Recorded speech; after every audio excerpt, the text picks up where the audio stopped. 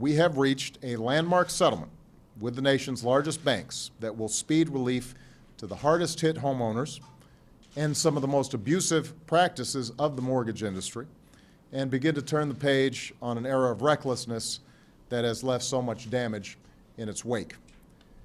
By now, it's well known that millions of Americans who did the right thing and the responsible thing, shopped for a house, secured a mortgage that they could afford, made their payments on time, were nevertheless hurt badly by the irresponsible actions of others, by lenders who sold loans to people who couldn't afford them, by buyers who knew they couldn't afford them, by speculators who were looking to make a quick buck, by banks that took risky mortgages, packaged them up, and traded them off for large profits.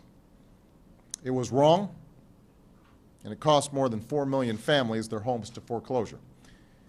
Even worse, many companies that handled these foreclosures didn't give people a fighting chance to hold on to their homes.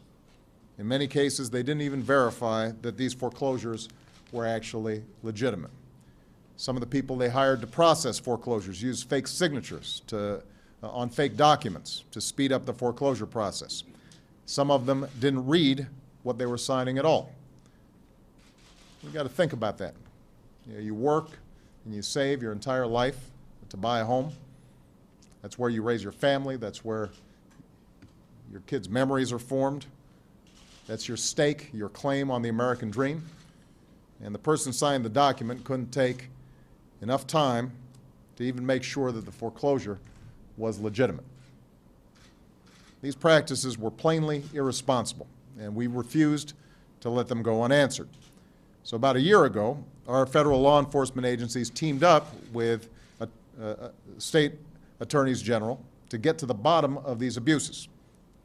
The settlement we've reached today, thanks to the work of some of the folks who are on this stage.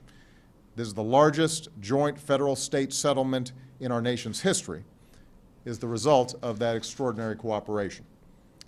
Under the terms of this settlement, America's biggest banks, banks that were rescued by taxpayer dollars, will be required to right these wrongs. And that means more than just paying a fee.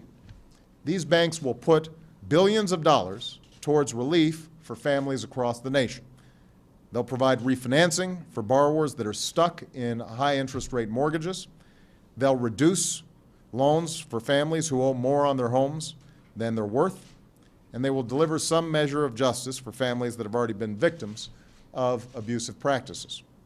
All told, this isn't just good for these families. It's good for their neighborhoods, it's good for their communities, and it's good for our economy.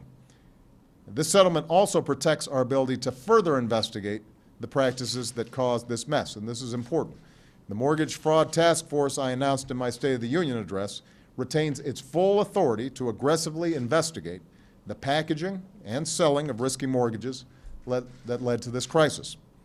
This investigation is already well underway and working closely with state attorneys general.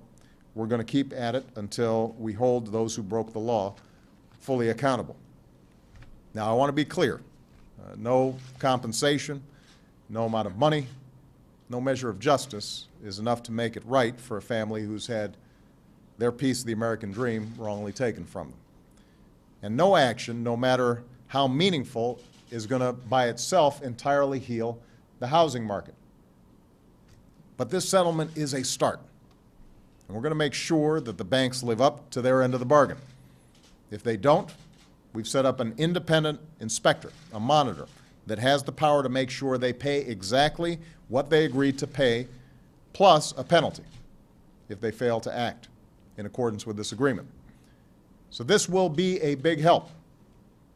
Of course, even with this settlement, there are still millions of responsible homeowners who are out there doing their best, and they need us to do more to help them get back on their feet.